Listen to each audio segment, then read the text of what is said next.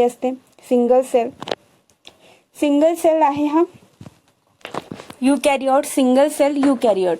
याचं एकदम special feature काय आहे तर हे सिंगल सेल युकॅरियोट आहे. ठीक आहे, प्रोटिस्टा. तर हा प्रोटिस्टा बाउंड्री शो करतो. Kingdom are not well defined, कारण हा इतका वास्ट आहे की अजून याच्या बाउंड्री सेट झालेल्या नाहीत की हा कशा पद्धतीचा किंगडम आहे, कारण हे वेगवेगळे कॅरेक्टरिस्टिक्स शो करत असतो. म्हणून त्याचा आढावा घ्यायला थोडा वेळ जात आहे की हा किंगडम ॲक्च्युअलमध्ये कसा आहे. What may be the photosynthetic protistan to be one biologist may the plant to another. तर काही प्रोटिस्टियन आहेत जे फोटोसिंथेटिक आहेत, काही हेट्रोट्रॉपिक आहे, काही किमोट्रॉपिक आहेत. ठीक आहे, त्यामुळे यांची बाउंड्री सेट करायला अतिशय अवघड जात आहे. काहींना फ्लॅजिला आहे, काहींना नॉन फ्लॅजिलेट आहेत, काही सिलिया आहेत. ठीक आहे. प्रोटिस्टा प्रोड्यूस सेक्शुअली असेक्शुअली, या बोथ टाईपनी ते काय होतात, प्रोड्यूस होतात. सेल फ्युजन करतात, झायगोट फॉर्मेशन. म्हणजे काही कॅरेक्टरिस्टिक्स आहेत ते अतिशय कन्फ्युजिंग कॅरेक्टरिस्टिक्स आहेत त्या प्रोटिस्टाचे. आता हा प्रोटिस्टा डिवाइड झालेला आहे जो की कॅरिसोफाइटमध्ये, चॅरिसोफाइट, डायनोफ्लॅजिलेट्समध्ये, युग्लोनॉइड्समध्ये, स्लिम मॉड्युल्समध्ये हा प्रोटिस्टा डिवाइड आहे. त्याचबरोबर प्रोटोझोआंमध्ये सुद्धा. ठीक आहे, या 5 टाईपमध्ये हा प्रोटिस्टा डिवाइड आहे, ज्यामध्ये प्रोटोझोआन आहे, स्लिम मॉड्युल्स आहेत, युग्लोनॉइड आहेत, डायनोफ्लॅजिलेट्स आहेत आणि चॅरिसोफाइट आहेत. ठीक आहे, तर हे जे चॅरिसोफाइट आहेत ते आता आपण पाहूया. This group include diatoms and golden algae. जे डायटम्स असतात, गोल्डन अल्गे असतात, समुद्रकाठी असतात बघा, ते हे सगळे याच्यामध्ये येतात चॅरिसोफाइटमध्ये. हे अतिशय मायक्रोस्कोपिक असतात आणि float passively on the water current. आणि हे काय होतात, त्या पाण्यावरती ते तरंगत असतात. ठीक आहे. Most of them are photosynthetic. काही फोटोसिंथेटिक असतात, सगळ्यात जास्त फोटोसिंथेटिक असतात. Diatoms that cell wall from the thin overlapping shells. Diatoms आपण जे पाहतो, ज्याला की सिल्वर कलरची, व्हाईटिश कलरची कशी असते सेल्स असतात, आपण शेल पाहतो ना, ते यामध्ये येतात. The wall are embedded with the silica and the walls are indestructible. तर याची वॉल जे असतात, आपण माहिती आहे जेव्हा तुम्ही समुद्रकाठी जाणार तेव्हा आपल्याला काही शेल पाहायला मिळतात, ज्यामध्ये आपण म्हणतो ना मोती असतो. ठीक आहे, तर ते शेल जे असतात ते कसे असतात, एकदम असे टणकदार असतात. ते सहजासहजी तुटत नाही. तर ते कशाने बनलेले असतात, तर ते सिलिकाने बनलेले असतात.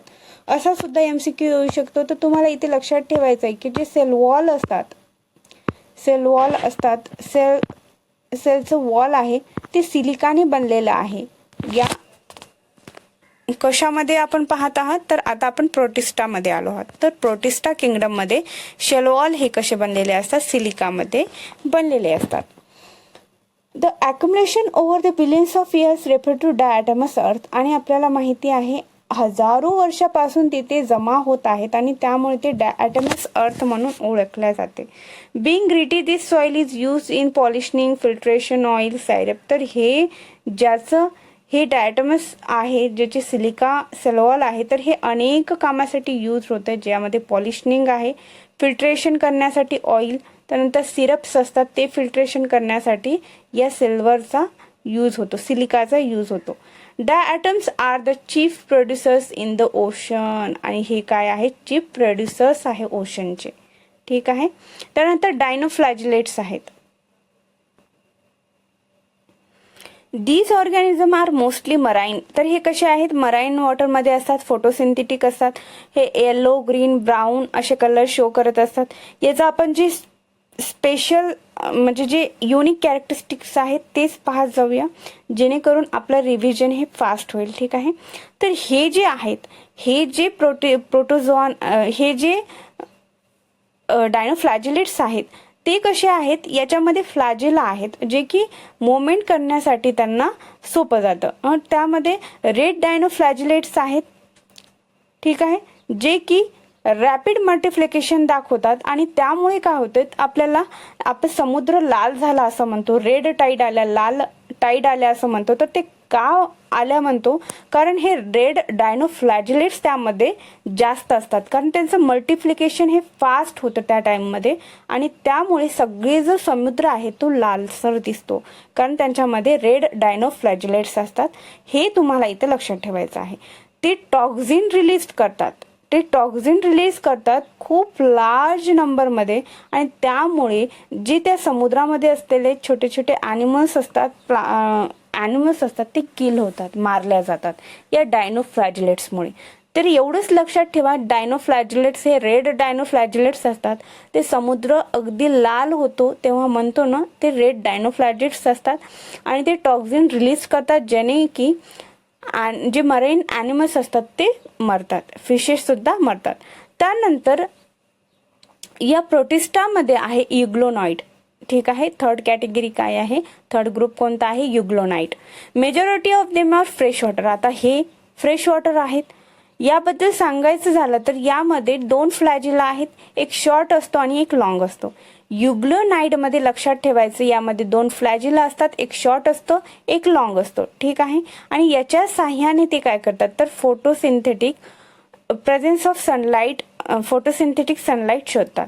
Wien the deprived sunlight they behave like a heterotrophs. आणि ते काय करतात, जेव्हा सनलाइट नसते तेव्हा ते हेट्रोटाइप म्हणून ऍक्ट करतात आणि जेव्हा सनलाइट असते तेव्हा ते स्वतःचं अन्न स्वतः तयार करून खातात. तर तुम्ही एवढं लक्षात ठेवा, या युग्लोनाइट मध्ये 2 फ्लॅजिला असतात जे की छोटे मोठे असतात, एक मोठा असतो, एक लॉंग असतो, एक शॉर्ट असतो. ठीक आहे, आणि या युग्लोनाइटची जी कवरिंग आहे तिला काय म्हणतात तर पेलिकल म्हणतात.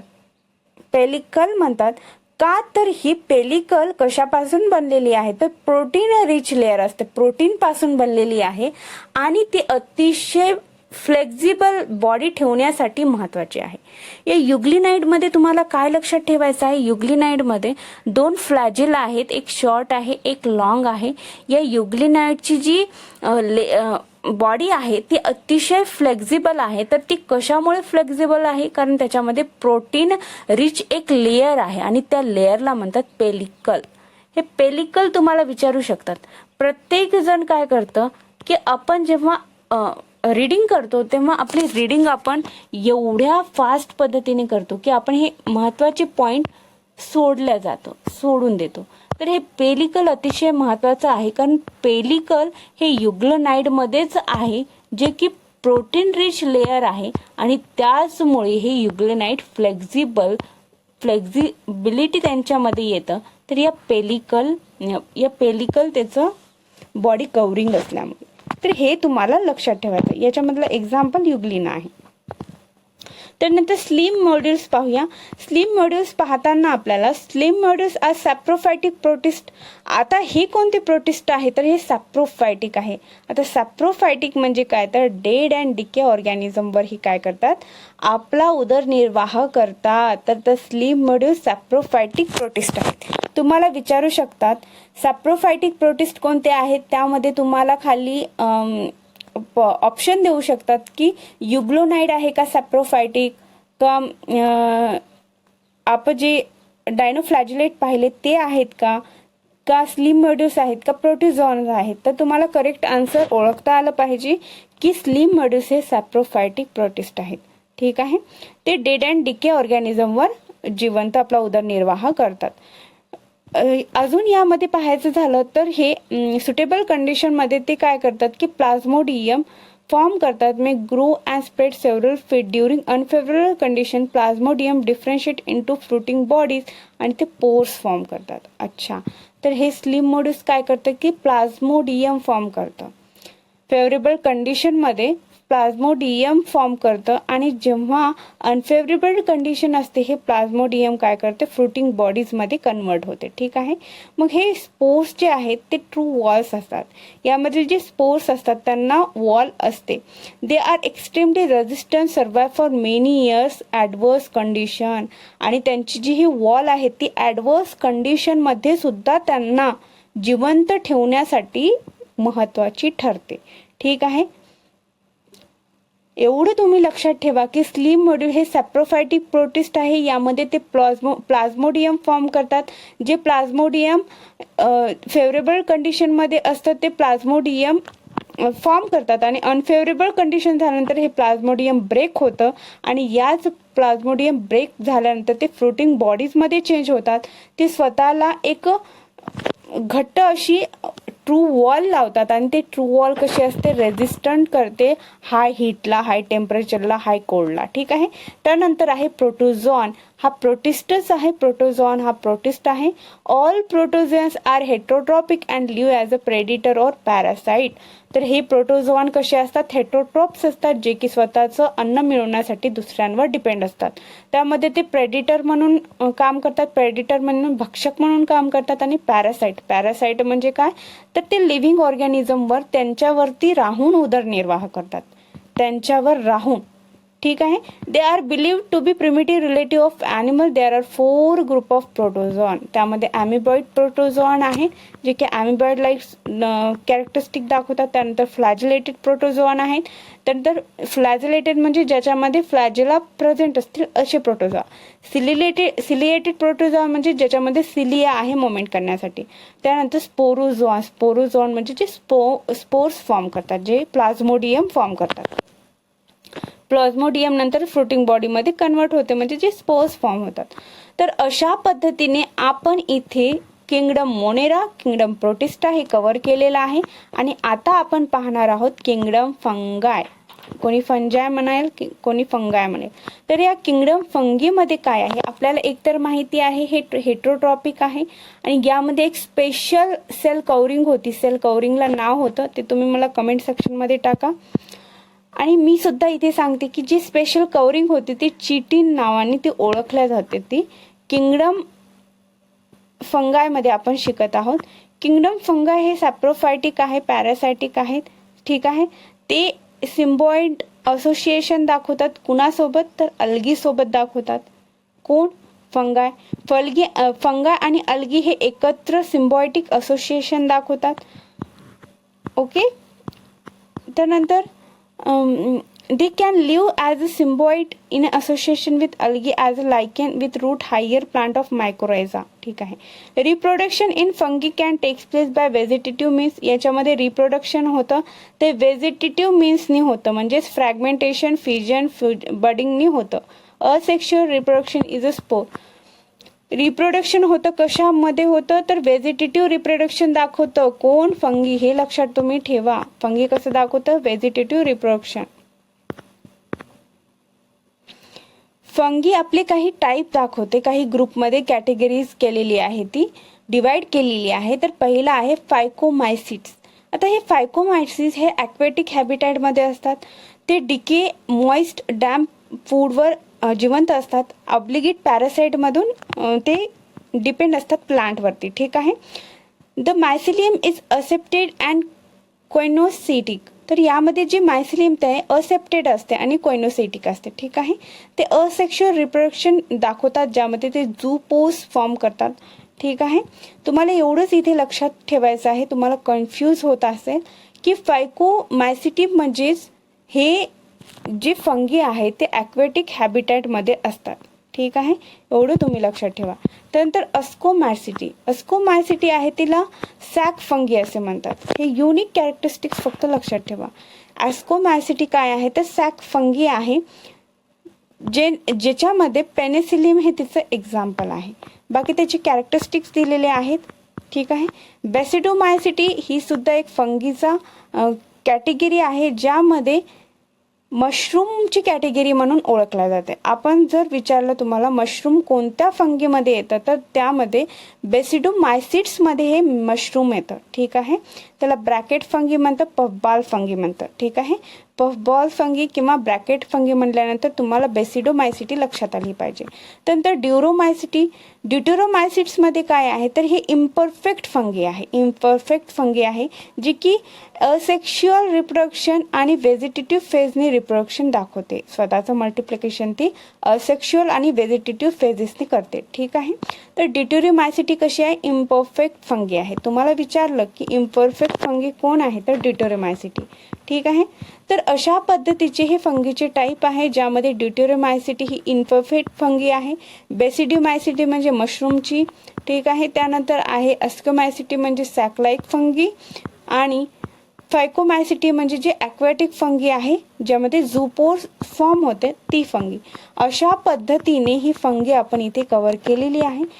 अजून एक्सप्लेन केलं तर हा आपलं व्हिडिओ लेक्चर अतिशय मोठं होणार, त्यामुळे मी तुम्हाला जे गरजेचं आहे तेवढंच इथे सांगत आहे. ठीक आहे. आपल्या बॅचमध्ये हे पूर्ण एक्झाममध्ये तुम्हाला फक्त फंगीमध्ये कोणती इम्परफेक्ट फंगी आहे हे विचारलं जातील, कोणती सॅक फंगी आहे हे विचारल्या जातील. तर म्हणून फक्त तुम्ही एवढं लक्षात ठेवा. आणि बेसिक कॅरेक्टरिस्टिक्स आपण फंगीचे तर पाहिलेलेच आहे, ज्याला चिटेनस कव्हर आहे. ठीक आहे. अशा पद्धतीने तुम्ही हे कव्हर करू शकता. आता आपण येऊया किंगडम प्लांटीकडे. Kingdom plantae include all eukaryotic chlorophyll containing organism commonly called plants. तर किंगडम प्लांटीमध्ये युकॅरियोटिक क्लोरोफिल कंटेनिंग ऑर्गॅनिझम म्हणजेच प्लांट प्रेझेंट आहेत, म्हणजेच हे या किंगडममध्ये प्लांट आहे. ठीक आहे. A few members are partially heterotrophic such as insectivorous plant or parasite. आणि सगळेच प्लांट हे फोटोसिंथेटिक प्रोसेसनी स्वतःचं अन्न स्वतः तयार करत नाहीत, म्हणजेच ते ऑटोट्रॉपिक नाहीत. तर काही प्लांट असेही असतात जे हेट्रोट्रॉपिक्स असतात. का? जे की इन्सेक्टिव्होरस प्लांट आहेत, जे इन्सेक्ट्सवरती त्यांचं जीवन आहे, जे पॅरासिटिक प्लांट आहेत. तर असे प्लांट हे हेट्रोट्रॉपिक प्लांटमध्ये येतात. ठीक आहे. Bladderwort and Venus fly trap are example of insectivorous plant. तर तुम्हाला इथे विचारलं जातं की इन्सेक्टिव्होरस प्लांट कोणकोणते, तर ब्लॅडवर्ट अँड व्हेनस फ्लाय ट्रॅप. ठीक आहे. व्हेनस फ्लाय ट्रॅप आणि ब्लॅडवर्ट हे लक्षात ठेवा तुम्ही, इन्सेक्टिव्होरस प्लांट आहे. तुम्हाला इन्सेक्टिव्होरस प्लांटचे एक्झाम्पल जर विचारले तर तुम्हाला हे आले पाहिजे की ब्लॅडवर्ट आणि व्हेनस फ्लाय ट्रॅप. मी हे अनेक वेळ रिपीट का करते, जेणेकरून तुमच्या कानावरती हे पडलं पाहिजे आणि तुम्हाला हे लक्षात राहिलं पाहिजे. त्यामुळे मी तुम्हाला हे रिपीटेडली सांगत असते. ठीक आहे. तर कुस्कुटा आहे जे की पॅरासायटिक प्लांट आहे. कुस्कुटा. ठीक आहे. The plant cell have a eukaryotic structure with prominent chloroplast and cell wall mainly made up of cellulose. तर प्लांट सेलची जी सेल वॉल आहे ती सेल्युलोजने बनलेली आहे. आपल्याला माहिती आहे ॲनिमलमध्ये सेल वॉल प्रेझेंट नसते. ठीक आहे. प्लांटमध्ये सेल वॉल प्रेझेंट असते आणि ती सेल वॉल कशाने बनलेली असते, तर सेल्युलोजने बनलेली असते. ठीक आहे. आणि हे सेल वॉल आणि प्लांट बद्दलची डिटेल माहिती आपण नेक्स्ट लेसनमध्ये म्हणजेच चॅप्टर नंबर 8 मध्ये पाहणारच आहोत. ठीक आहे. या प्लांटीमध्ये अल्गी येतं, ब्रायोफाइट्स येतं, टेरिडोफाइट्स येतं, जिम्नोस्पर्म येतं, अँजिओस्पर्म येतं. तर हे सगळ्याची डिटेल स्टडी आपण नेक्स्ट चॅप्टरमध्ये नेक्स्ट लेसनमध्ये पाहणार आहोत. ठीक आहे. Life cycle of plant have two distinct phase, diploid saprophytic and haploid gametophytic. आता प्रत्येक प्लांटच्या लाईफमध्ये हे 2 फेज असतात, ज्यामध्ये डिप्लॉइड सॅप्रोफायटिक स्पोरोफायटिक स्टेज आहे आणि हेप्लॉइड गॅमेटोफायटिक. आता डिप्लॉइड स्पोरोफायटिक म्हणजे काय, तर यामध्ये स्पोर्स फॉर्म होतात. ठीक आहे. आणि हेप्लॉइड गॅमेटोफायटिक मध्ये याच्यामध्ये गॅमेट फॉर्म होतात जे की हेप्लॉइड असतात. ठीक आहे. तर हे सगळे डिटेल स्टडी आपल्याला नेक्स्ट चॅप्टर जे आहे चॅप्टर नंबर 3 त्यामध्ये प्लांटी किंगडम स्पेशली दिलेले आहे, ज्यामध्ये आपण अल्गी स्टडी करणार आहोत, ब्रायोफाइट स्टडी करणार आहोत, टेरिडोफाइट स्टडी करणार आहोत, जिम्नोस्पर्म काय आहे स्टडी करणार आहोत, अँजिओस्पर्म काय ते सगळं समजून घेणार आहोत. आता किंगडम ॲनिमिलिया. ठीक आहे. किंगडम ॲनिमिलिया म्हणजे सेल वॉल नसते. आपण आताच पाहिले लॅक सेल वॉल. हे हेट्रोट्रॉपिक ॲनिमल्स आहेत, ऑर्गॅनिझम आहेत, ते डिपेंड करतात प्लांटवरती फूडसाठी. They digest their food in internal cavity and stored food reserve either glycogen or fat. तर हे काय करतात, इंटरनल कॅव्हिटीमध्ये आपलं फूड स्टोअर करून ठेवतात. कशाच्या फॉर्ममध्ये, ग्लायकोजन आणि फॅटच्या फॉर्ममध्ये. There mode of nutrition in holozoic. Holozoic mode of nutrition म्हणजे काय, injection of food. Injection of food म्हणजे काय करतात, ते डायरेक्टली फूड तोंडाच्या साह्याने ते शरीराच्या आतमध्ये टाकतात. त्याला होलोझोइक फ्रूट म्हणजे होलोझोइक न्यूट्रिशन टाईप म्हणतात. They follow a definite growth pattern and